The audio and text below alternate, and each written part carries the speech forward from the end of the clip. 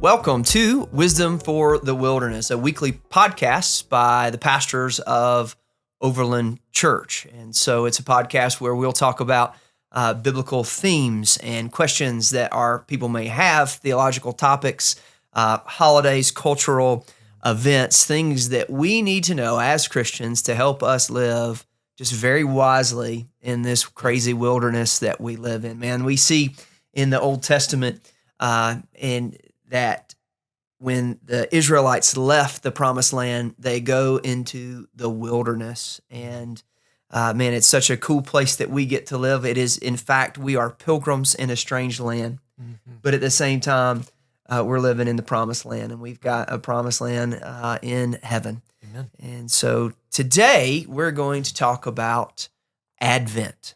Advent would have started this past Sunday. Right. And it is a time for the Christian church in church history that gets used to prepare our hearts for Christmas, for the coming of Christ. So it's the 4 Sundays before Christmas. So Christmas can move. It's not always on a Sunday, but take that Sunday before, count up 4 Sundays, then that's the start of Advent. I'm wondering, when did you first hear about Advent? Because in our kind of Southern Baptist world, that was not a thing growing up. Yeah. Well after I was an adult. Yeah.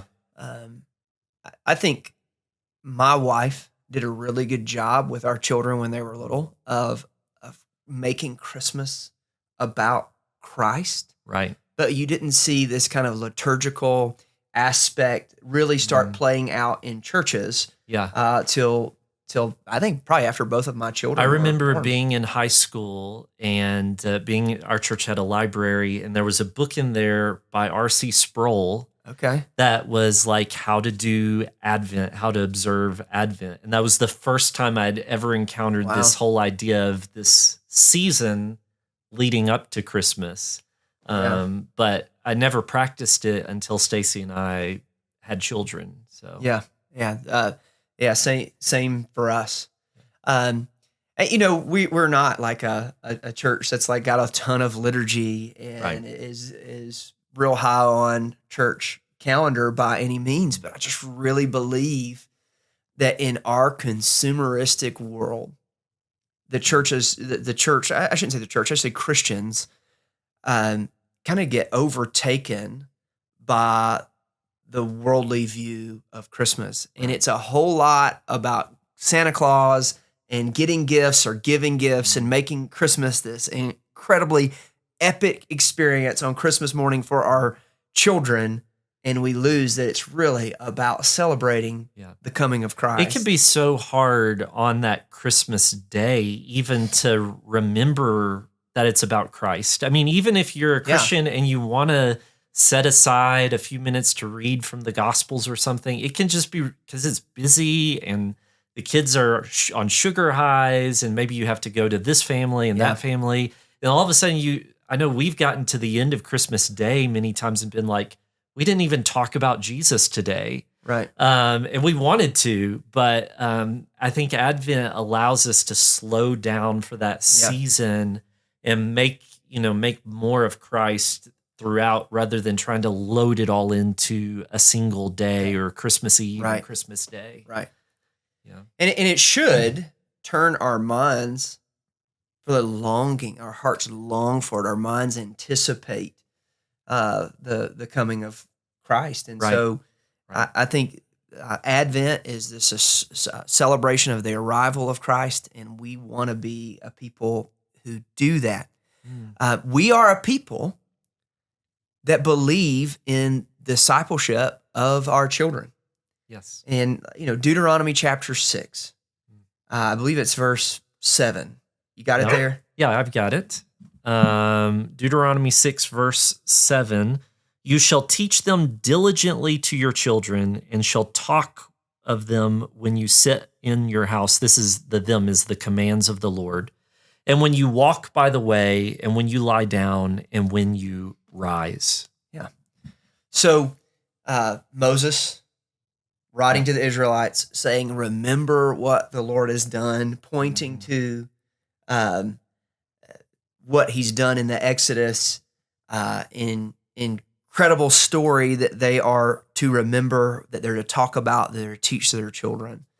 And when we fast forward into the New Testament, we definitely see discipleship and to make disciples. And some of us have to realize, like,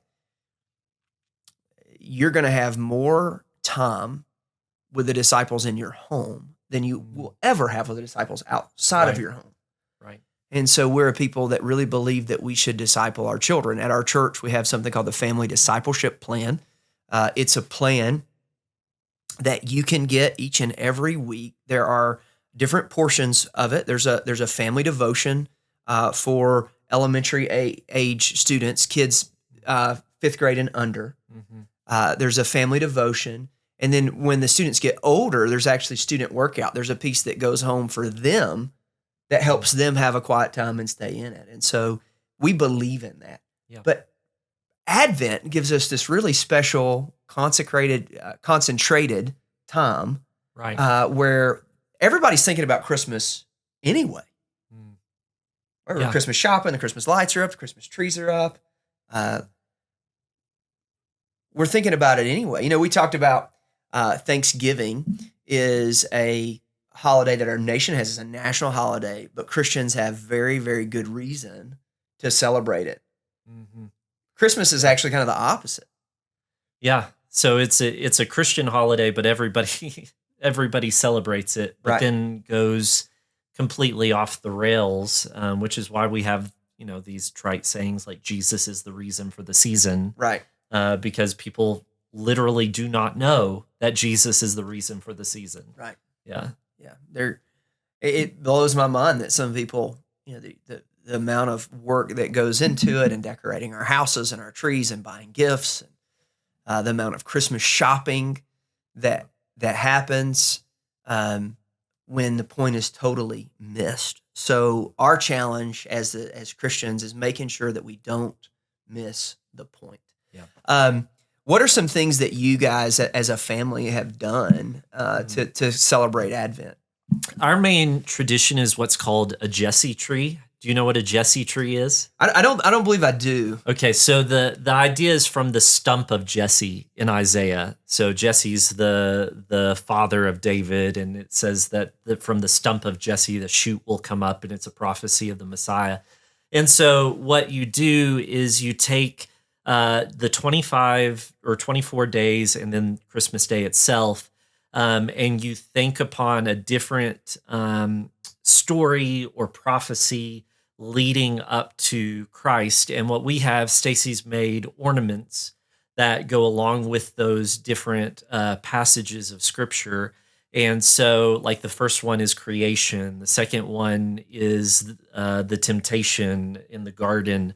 We talk about Abraham and Moses and David and Ruth. And I mean, all these different stories and types that lead up to Christmas. So every night we'll sing a Christmas carol.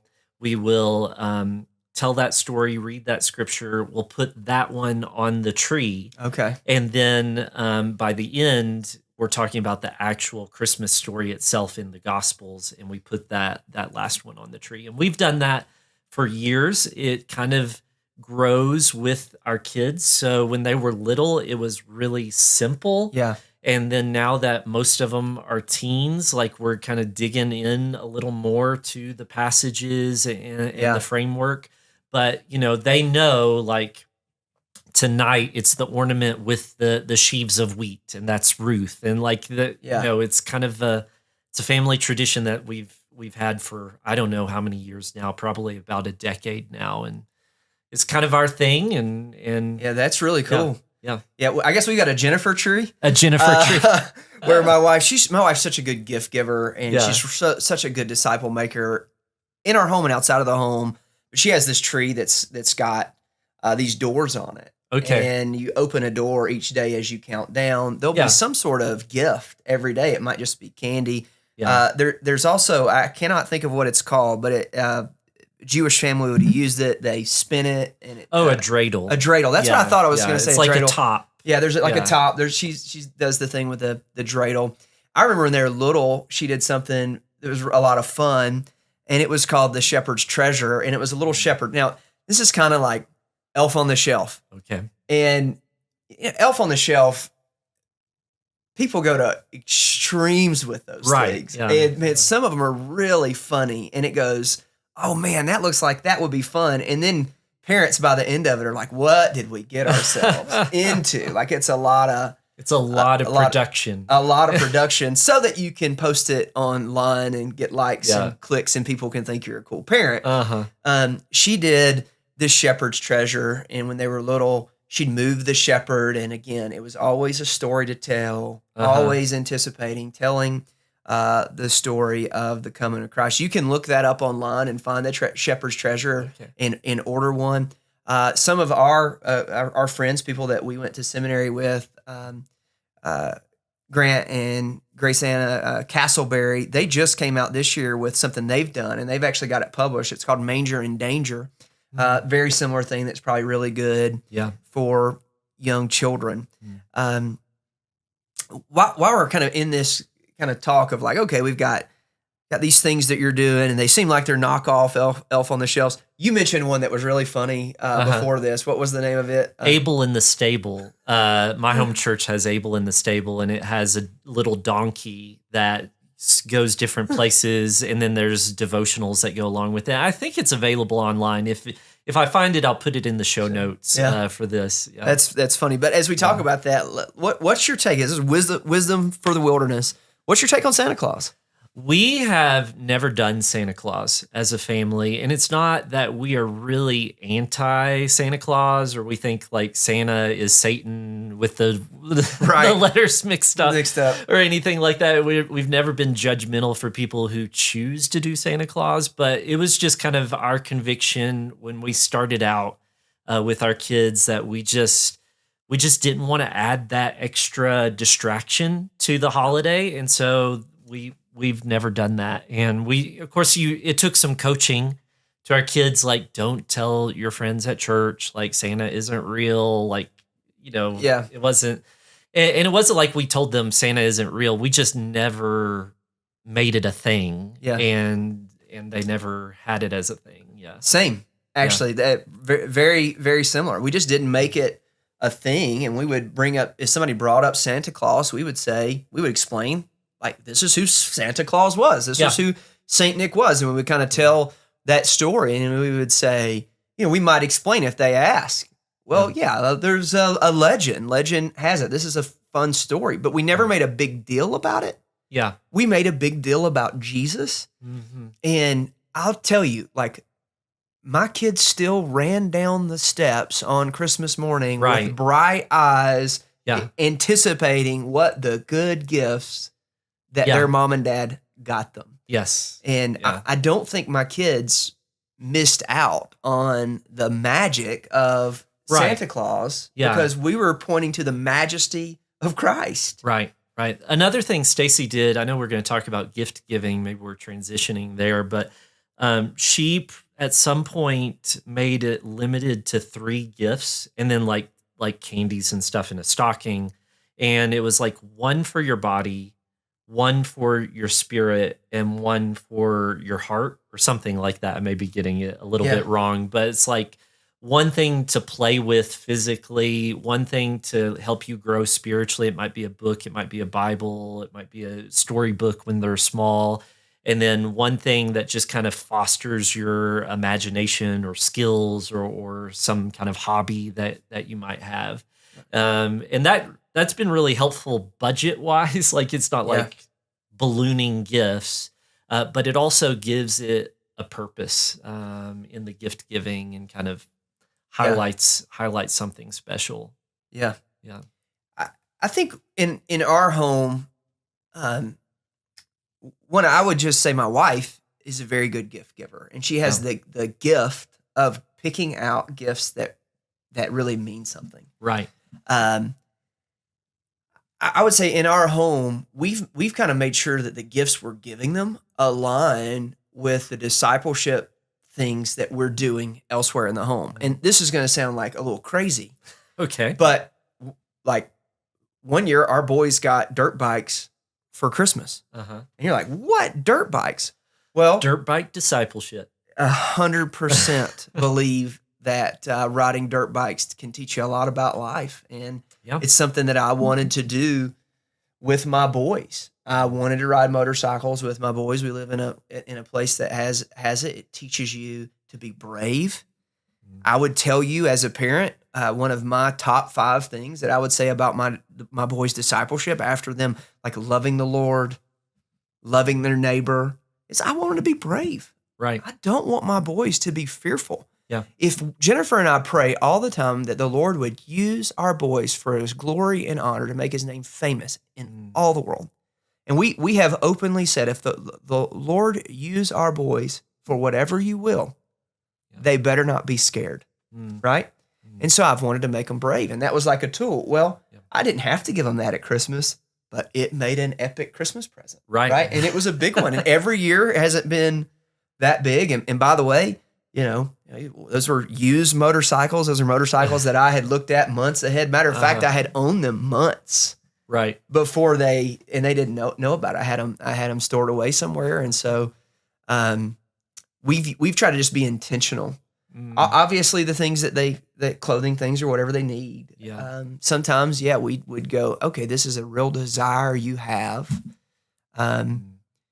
Other times it's like, hey, this is already going along with our goals and plans for you, as we're discipling you. But ultimately, we have to make sure that the gifts we give are pointing to the gift that God gave us in sending Jesus.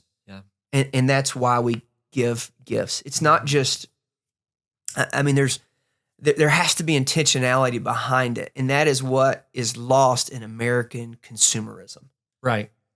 And, and that's the trope of Christmas morning where the kid's playing with the box instead of the actual toy, or like thanks, Dad. And then like, it's just in a closet, in 2 weeks. And that just testifies, that's going to happen no matter what, because kids have short attention spans, but that just testifies to the passing nature of this kind of consumer mindset. Like, you want it, you've thought about it, you circled it.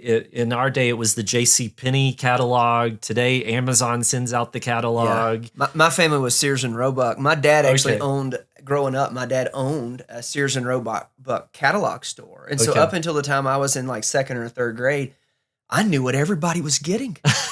All my friends at school, because their parents, like Amazon didn't deliver it to the door. It got delivered and their parents came and picked it up. And I'm sitting there up at the Sears and Roebuck when Darren's parent walks in. I'm like, he got a Red Ryder BB gun. Yeah, it was pretty cool experience as a kid. But you're exactly right. Like the anticipation. Yeah, and then it's just gone, and you don't even remember what you got for Christmas. 2 weeks later, you go to school, and they're like, "What did you get for Christmas?" I really don't know. Right. And it just shows you how unimportant that is. That aspect. And so, it's always going to be that way in some sense, because you can't get people gifts that aren't material things. I mean, that's just like what a gift is. But if it has that meaning behind it, where you're really focusing on God has given us a gift, we're giving one another gifts in commemoration of that, then that's what's gonna last, even when you forget like what that actual material thing was. Right. Yeah. I would say here's just some real wisdom is don't go in debt giving Christmas gifts. I've known families that rack up thousands of dollars on credit cards to give Christmas gifts, to keep up with the Joneses, to meet some sort of cultural expectation, and then spend the rest of the year paying it off just to do it again. Like you should not do that. Budget, plan, steward your finances. Banks used to have Christmas accounts. You remember this? I don't think they're really popular anymore. Yeah, I don't actually remember that. Okay. Maybe it was because I used to work at a bank. Maybe that's it. Accounts, maybe that's it. It was specific savings accounts where people set up putting money back for buying Christmas gifts. You don't have to have that specific account, but in your budgeting system, I think Christmas and birthday needs to be a budget item that you're putting back, $100 every month or whatever your family decides, so that when that hits, that money's already there for being used. It's accounted for. Yeah. And so, because it's coming. Right. Like it's not a surprise expense. Right. Like it's coming every year. Yeah. Yeah. And I would just say like the amount that we spend, everything in our world, the algorithms, if you will, are putting things in front of us that like, oh, you need that. They need that. Somehow after listening to this conversation about it, probably Christmas gifts will start showing up on your feed. Don't buy into that sort of consumerism. Right. And don't fall prey to that. And so make the main thing the main thing. Make Advent about pointing to the coming of Christ. And there's a really important second part of Advent that we so often forget, and that is the second Advent, the second coming of Christ. So this is a season where we are preparing ourselves for commemorating the first coming, but as people who are constantly expecting the second coming. So both of those things are meant to be commemorated at this time. Yeah. It's not just looking back; it's looking back in order to look forward. Yeah. And so we forget that a lot of times because we're just thinking about the same story over and over again. But just as he came the first time, right now we're expecting him to come the second time. All that promise that led up through the Old Testament, it looked, like the promises are going to fail. All these things are going wrong. Well, God kept his promise. And now we're in a season where we have this promise he's coming again. That promise is going to be kept too. And so we're in kind of a similar situation. Yeah. We got to keep our eyes now on the return of Christ. And so, man, with that being said, man, what's that kind of a parting word, parting wisdom for the wilderness today? Yeah. So one thing to mention is that we've started a bookshop at Overland in the lodge. And you'll find a lot of resources there. And there's also an online bookshop as well. But in the lodge at Overland, we have 3 resources at least that focus on Advent. We have 2 devotionals for adults. One is by the Gospel Coalition and one is by R.C. Sproul. And this can be for you to read yourself, but also maybe if you have teens, you want to sit around and read the Advent devotional together. They both have like 25 devotionals to start with each day of December. And then we have this resource, which is really cool, by Marty Machowski. It's a Christmas devotional. It's for, it has 2 sides, promises made and promises kept. And so the promises made side, you read the 7 days before Christmas. And then you flip around and you read 7 days after Christmas, talking about the Christmas story. So those are just some really easy ways to, not everybody's a biblical scholar. Not everybody knows how to navigate all of the Old Testament. Yeah. So there's lots of great resources out there. And the wisdom is just go out there, get something and use it. Yeah, do something. It's and then always going to be better than nothing. And then leverage those kind of routines into your new year. Oh yeah. So if you don't have family discipleship happening right now, and we all know things happen, life gets busy, New Year's coming, it's a time to reset and make your priorities and use this to say, in the new year, we're going to use a family discipleship plan or whatever works for our family to focus on Christ daily or weekly or whatever. Man, that's a wise word. That's a wise word. Yeah. Here's one. I'm going to add one thing, and this is more of a challenge for myself. Okay. Our wives so often do a lot of gift giving and gift buying, and we have to buy one. Yeah. And man, so often it's like late in the game for me. Uh-huh. And so here's the wisdom: be thoughtful, get it done early. Yes. Be thoughtful, get it done early, and don't do it on the Amazon account that she's going to see. Somehow 100%. Yeah, do it where she doesn't know what's coming. find friends on my phone. I like often leave my phone at home when I go out running to get her gifts, so she doesn't know where I'm going. Imagine the deep state is tracking you. Go to the ATM, get cash, That's right. Get off the grid in order to buy the wife's Christmas present. Well, hey, thank you so much for joining us for Wisdom for the Wilderness. We hope you will tune back in next week. Be sure to like and subscribe so that you can get this content delivered to you every week. Blessings to you.